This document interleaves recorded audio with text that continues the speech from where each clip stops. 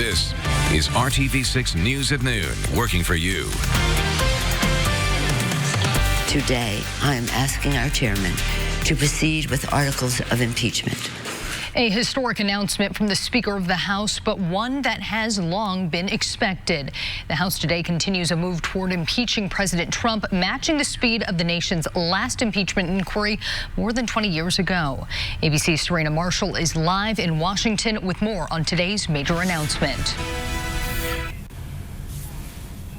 Good afternoon. It's been 72 days since the impeachment inquiry first began. The House Speaker saying today it's clear the president abused the power of his office and no one is above the law. This morning, House Speaker Nancy Pelosi said President Trump's wrongdoing strikes at the heart of the Constitution, as she announced. Sadly, but with confidence and humility, today I am asking our chairman to proceed with articles of impeachment. President Trump will face impeachment. The facts are uncontested. The president abused his power for his own personal political benefit. The president leaves us no choice but to act. The decision to move forward, one the White House expected. We're ready for that. With the president tweeting, if you are going to impeach me, do it now, fast, so we can have a fair trial in the Senate and so that our country can get back to business. A top White House official said Wednesday the president wants a full trial, live witnesses and all, in the Senate, where his team plans to participate. Unlike in the House hearings, where they declined Democrats' invitations to question witnesses, like the legal scholars who sat before lawmakers for 6.5 hours Wednesday. The three law professors invited by Democrats invoking the framers and what they said were their greatest fears for the country. If we cannot impeach a president who abuses his office for personal advantage, we no longer live in a democracy. And the single legal scholar Republicans were allowed to invite argued Democrats were moving too fast and have not yet proved their case, but he did not defend the president. His call was anything but perfect. It's not wrong because the House has no legitimate reason to investigate the Ukrainian controversy. It's wrong because this is not how you impeach an American president. Pelosi's announcement sets the House up for a possible full floor vote ahead of Christmas. And that would make Mr. Trump just the fourth president in American history to face an impeachment vote in the House. And if it goes as expected, the third to be impeached by the House. Serena Marshall, ABC News, Washington. Back to you. Serena, thank you. A live look from the IMS Pagoda right now as we kick off our Thursday afternoon.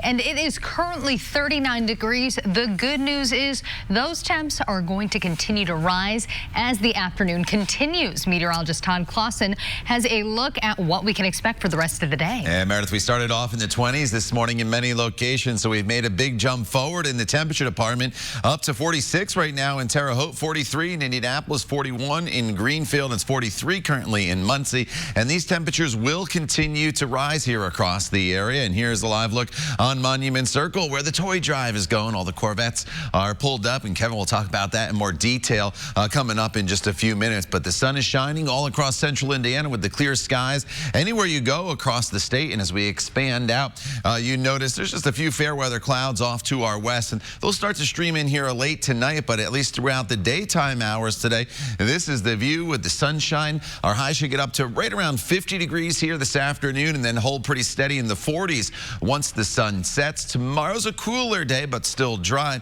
We'll talk about that, your weekend, and the next chance of rain heading our way coming up in Maine weather in just a few minutes. Todd, thank you. New this midday, a crash involving a school bus carrying children tying up traffic on the east side of Indianapolis.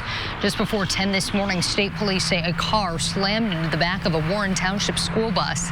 It happened in the westbound lanes of I-70 near Emerson Avenue. An email from Warren Township Schools says 7 students and 3 adults were on the bus at the time. 2 of those students were taken to a hospital, but they are expected to be okay. State police say they suspect the driver of the car was under the influence at the time of the crash. This midday, Metro police are still investigating a shooting on the city's east side that left 1 person dead. Police say they responded to a call of shots fired near East 20th and Parker Avenue around 1 this morning. When officers arrived, they found a man who had been shot several times. He died at the scene. Police say they do not have a suspect right now, but if you know anything about what may have happened at this scene early this morning, please call Crime Stoppers. New this midday, Ivanka Trump continues her visit to Indianapolis with a visit to the Indiana Women's Prison. The daughter of the president is here for a meeting of the American Workforce Policy Advisory Board. Governor Eric Holcomb is among those on the board. Also getting a tour of the prison was board member and Apple CEO Tim Cook. Hip-hop star MC Hammer also on hand. He is a board member of The Last Mile. That is a program that teaches computer coding to inmates to help them find work once they are freed. More on Trump's visit coming up tonight on the news at 5 and 6. All of us here at RTV6 are shining the light on our annual RTV6 Toy Drive. Today is our big collection day at Monument Circle.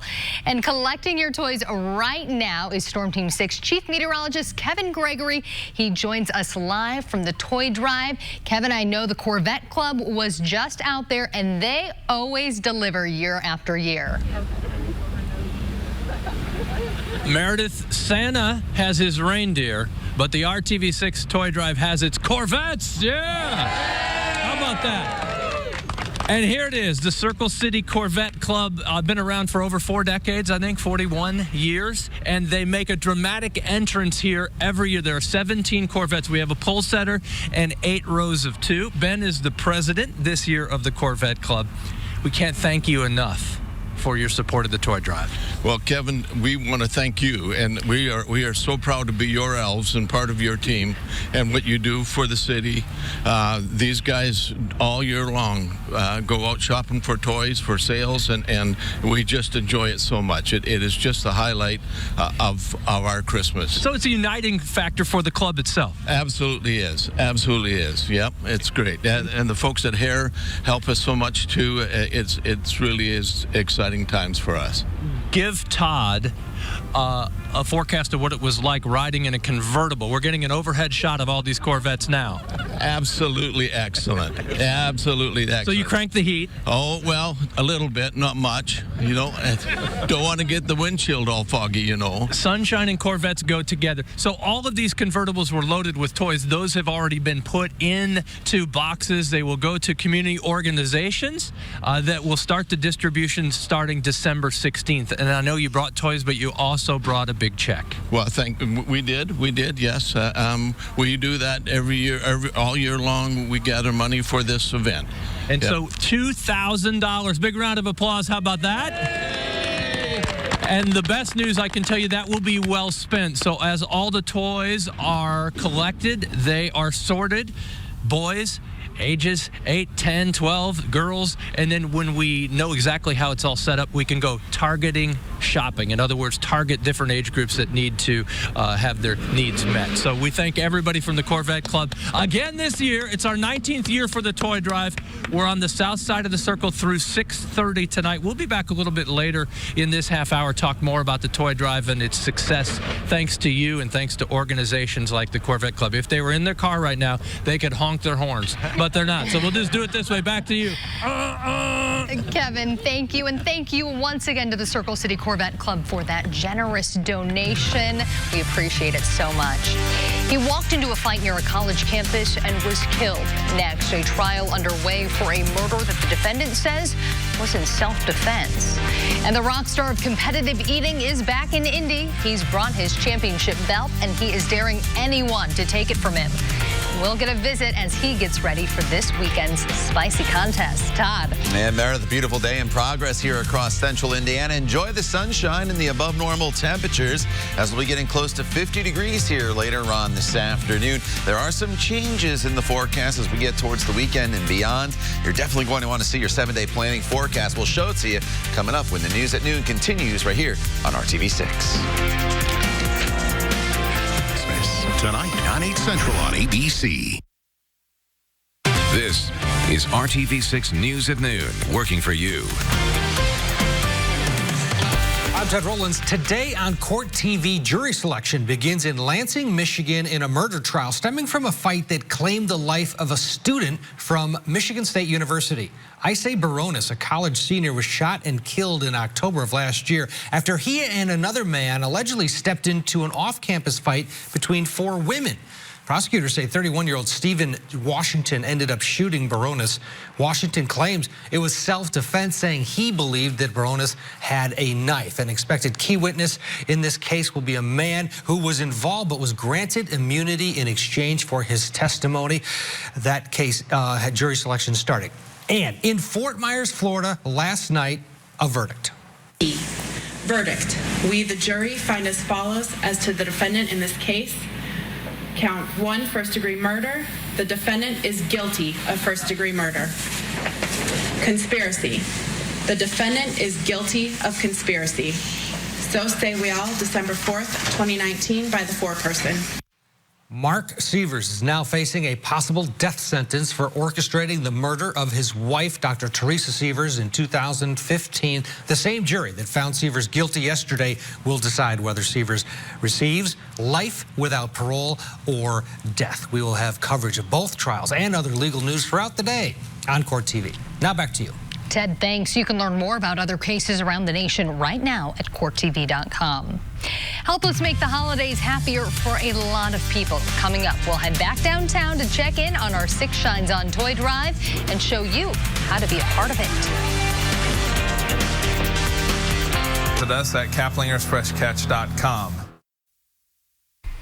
You still have time to make a donation to our big toy drive downtown today on Monument Circle, but we hope you won't wait until the last minute. If you do take some time to bring down a toy to us right now, you will see this guy, Storm Team 6 meteorologist Kevin Gregory, who is down there. He is with all his friends from the Circle City Corvette Club. Kevin, things going well down there. It takes a team, and we've got a great team. You met the Circle City Corvette Club, and we're eating good in the neighborhood. These are our friends from Applebee's. They are here helping as well. They've been collecting toys here through the month as we get closer to distribution, which is on the 16th. Say hello to Nick with the Grace Church Care Center. And how are we doing today in our collection? Well, as you can see, we have an entire truck full of toys, so it's just been a great morning. So we'll go offload these, then we'll be back to fill the truck again. And Grace Church helps the community 52 weeks a year. So this is just an added bonus for those in need. Yeah, correct. The Grace Care Center, we serve our community through the Choice Food Pantry and different services we have. And our whole goal is just to provide hope and healing to our community. And so we know if you're a family in need in the holiday season and you're coming able to get these toys, it's just another way that we're able to help those families and provide hope to them in this time. And there are many community agencies that will benefit from your generosity. Nick, nice to meet you. Of course, we're going to be here. We started at 6 a.m. before sunrise. We'll end after sunset. All of these boxes we filled. There's some co-workers from Channel 6. Oh, you don't have to run. That's Bruce on the move over there, Mr. Stickle. But inside these tents, we've got some warmers to stay warm, and many people will come by and donate some cash, and that cash will be used to do very specific shopping for those in need. All right, let's gather around. Everybody kind of huddle in here. There's one way to stay warm, and they've got their hats on so you know the Applebee's workers. So it's quiet for now on Monument Circle, but the sunshine is going to warm everyone's heart. Back to you guys. Kevin and our friends from Applebee's, thank you so very much. And you just heard it there. The sun is shining, so people should have no excuse, Todd, not to come out and bring a toy or a cash donation if you didn't have a chance to run to the store earlier this week. What can we expect for the rest of the afternoon? You know, the rest of the afternoon is basically what we have right now. The sunshine, no wind. Yesterday was sunny, but we contended with a pretty good wind across the area. And with that sunshine, we're going to see temperatures today climb up to right around 50 degrees with our normal high being at 42. So not bad for December standards here by any imagination. Here's the sunshine and not a cloud in the sky currently all across the area. 43 degrees, that's the current temperature. Just a light wind out of the south right now at 7 miles per hour, and temperatures warming nicely. We started off in the 20s this morning in many locations. Now up to 45 in Greencastle, 46 in Bloomington, 51 now in Bedford. In southern locations here, you will climb into the 50s this afternoon. Northern locales, 42 is the normal high again, 47 in Tipton, not bad. Here for December the 5th, 49 in Lafayette, 50s here from Bloomington to Bedford over to Seymour, Shelbyville, about 49 degrees. Then in and around the metro area, mostly sunny skies and a temperature that will be right around 50 degrees. So we enjoy the sunshine throughout the remainder of the day, and eventually late tonight, some clouds are going to start to gather, and that'll kind of cap our temperature temperatures from falling too quickly here this evening. So we settled down to right around 40 degrees from 8 a.m. through about 10 p.m. This evening. And then for the day tomorrow, temperatures won't warm a whole lot throughout the day. In fact, they hold pretty steady in the mid-40s. And that's because the clouds will be in place at least to start the day tomorrow. And then as those clouds start to break apart, our temperatures will slowly start to cool off down into the 30s as the day goes on. As we work our way into the weekend, it's not bad. Saturday's dry, 44, still above normal. Sunday, we're up to 51 degrees. You see this chance of rain. That is not until after sunset on Sunday. So the daytime hours will be dry. It's more of an event for Monday. So late Sunday, some showers will start to develop. But here comes the rain throughout the day on Monday. And it has the potential to be a pretty steady rain. Probably not all that heavy, but it's definitely the wettest day that we have in our forecast. Then as we get to Tuesday, there could be a few leftover snow showers in the morning, but we are not expecting any accumulation at this point. But what this storm system will do is drive in a lot of cold air. We go from about 52 degrees on Monday for your high temperature. Tuesday is that transition day as we get closer to freezing. And then by Wednesday, we are looking at a temperature of 22 degrees, and that's just for your high. So it's going to be a very, very cold period heading our way, because we will keep the temperatures probably in the 20s for Wednesday and even potentially, Meredith, for the day on Thursday as well. All right, Todd, those temps on Wednesday do look awfully cold, but we're about to talk about something very hot. A year ago, he broke his own world record by tossing back more than 18.5 pounds of St. Elmo shrimp cocktail in only 8 minutes. Now the world's most famous competitive eater is back to defend the title. He has won every year since the contest began. The St. Elmo shrimp cocktail eating contest is this Saturday, just ahead of the Big Ten championship game. Joey Chestnut is back to take on all comers. Joey, you returned year after year. This is not for the faint of heart. Oh, you saw that video. It was painful. Yeah. It hits hard, and over the years, my tolerance has gone up a little bit. Okay, that's good. Good to know. I know other eaters are going to be here. They're going to be hungry, and I just have to go out there and just have fun. No kidding. How is this different than your average hot dog eating contest or some of the other foods that you participate in? Well, hot dogs are something you can eat at home. This is something really unique to Indianapolis. Right. You can buy the cocktail sauce in the stores, but I'm not going to buy that much shrimp to practice with. You mean you don't buy that and just chug it back? I'm not going to eat it. But yeah, hot dogs, and you're dipping the buns in water. It's just a completely different contest. And right. This one, even the cold, it's like physically cold, and so my hands are numb while my face is burning. It's a weird contest, and wow. I love it. Kind of a shock to all the senses. It's a shock, but it's also one of the healthier contests. And that is true. In the long run, it's just shrimp and some simple carbs. All right. Well, we won't make you do the 18.5 pounds like you did last year. We need you to save some room for the actual competition. But I'm going to bring in Todd Clausen here. They wanted me to participate in this, but between Joey and Todd, I do not have a dog in this fight. So I'm going to leave it up to the big guys here.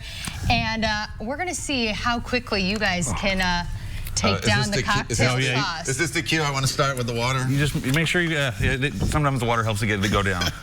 All right, I will be the I'm not official gonna race, judge. Of course we're racing. Oh, we're racing? Come on. This is a contest, Todd. This is America. All right. If you're not first, you're last, buddy. All right, ready? Let's go. All right.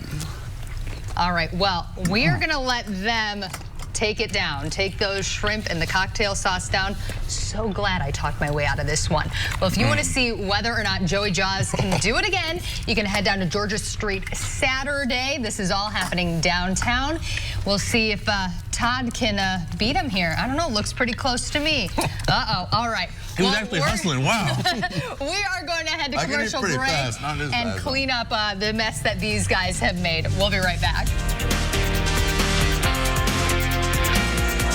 Evaluation and to learn about our special offers. All right, lots of sunshine here this afternoon. Temperatures up to about 50 degrees for your high. 45 tomorrow with mostly cloudy skies to start, then becoming partly sunny. 44 on Saturday. Showers develop on Monday. Monday's a wet day for us, and then very cold by the middle of next week. All right, Todd. Hope you're feeling okay after that shrimp cocktail eating contest there. Thanks so much for joining us. Don't forget to stop by Monument Circle for the 6 Shines on Toy Drive. Have a great rest of your Thursday.